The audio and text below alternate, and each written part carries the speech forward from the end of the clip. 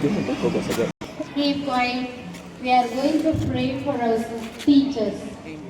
Today, as we are going to celebrate Teachers' Day, so how you have to be smaller classes, sit straight, join your hands, close your eyes. நீங்கள் நீ டீச்சர்ஸ்க்கு prayer பண்ணணுமா வேண்டாமா? அமைதியாக இருங்க பார்ப்போம். சின்ன கிளாஸஸ்லாம் LKG ஏதாவது ஒரு சிறப்பு உண்டு. யார் யாருக்காக எதற்காக எடுக்கும் விழா என்பதை பொறுத்தே அந்த நாள் முக்கியத்துவம் பெறுகிறது. அதன் அடிப்படையில் இந்த நாள் ஏன் ஆசிரியர் தினமாக கொண்டாடப்படுகிறது என்பதனை அனைவரும் தெரிந்து கொள்ள வேண்டியது அவசியம். டாக்டர் ராதாகிருஷ்ணன் அவர்கள் 1888ஆம் ஆண்டு செப்டம்பர் 5ஆம் நாள் சர்வப்பள்ளி என்னும் ஊரில் சீதா ராமையா கொண்டம்மா என்னும் பெற்றோருக்கு மகனாக பிறந்தார். இவர் ஒரு சிறந்த சித்தாந்தவாதி, தத்துவ ஞானி, அறிஞர், எழுத்தாளர், சிந்தனையாளர், ஆளுமை திறன் கொண்டவர். எல்லாவற்றிற்கும் மேலாக இவர் ஒரு சிறந்த ஆசிரியர், பேராசிரியர். எனவேதான் அவர் நமது இந்திய நாட்டின் 2வது குடியரசுத் தலைவராக பதவி உயர்வு பெற்றார்.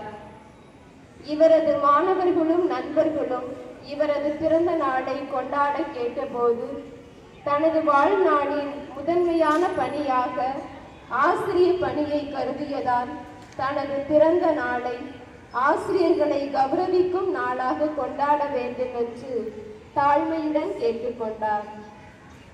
அவரது வேண்டுகோளுக்கு இணங்க ஒவ்வொரு ஆண்டும் செப்டம்பர் 5ஆம் நாள் ஆசிரியர் தினமாக கொண்டாடப்படுகிறது.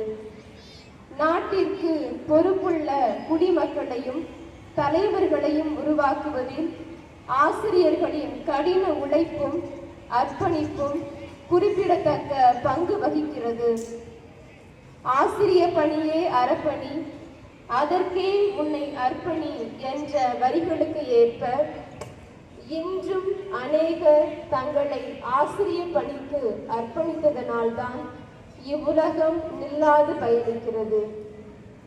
ஆசிரியர்களின் ஆத்மார்த்தமான அர்ப்பணிப்புகளால் தான் இன்றளவும் இந்த பிரபஞ்சம் இயங்குகிறது. தாய்மடியில் தவழ்ந்து எட்டு வைக்க துவங்கி வாழ்வினை எட்டி பார்க்க ஆரம்பித்த போது மனதில் பதிந்த முதல் முகம், வாழ்நாள் முழுவதும் மறக்க முடியா முகம், அதுவே ஆசிரியர் என்னும் அழகு முகம். அகிலத்தினை அறிமுகப்படுத்தும் முதல் எழுத்தாகிய ஆவில் துவங்கி இன்றளவும் அனைத்தையும் புரிய வைக்கும், அறிய வைக்கும் ஆசான்கள் ஆசிரியர்கள். அசைக்க முடியாத பாறாங்கல்லையும் அசைத்து கல்வி கற்க வைக்கும், எழுத வைக்கும் திறமைசாலிகள் ஆசிரியர்கள். அனைத்து பணிகளுக்கும் மணிமகுடமாய் திகழ்கின்ற பணி ஆசிரிய பணி. ஆசிரிய பணி இல்லையே பிற பணிகள் இல்லை என்று சொன்னால் அது மிகையாகாது. ஏனெனில் தலைவர்களும் அறிஞர்களும் ஞானிகளும் வல்லுநர்களும் அனைத்து துறை நிபுணர்களும் ஒரு ஆசிரியரிடமிருந்துதான் உருவாகுகிறார்கள். இத்தகைய சிறப்புமிக்க ஆசிரிய பணியை மனமு வந்து ஏற்று மகிழ்வோடு செய்து மாணவர்களின் மனதில் நீங்கா இடம் பிடித்து வரும் நம் ஆசிரியர்களை நினைத்து இறைவனுக்கு நன்றி கூறுவோம்.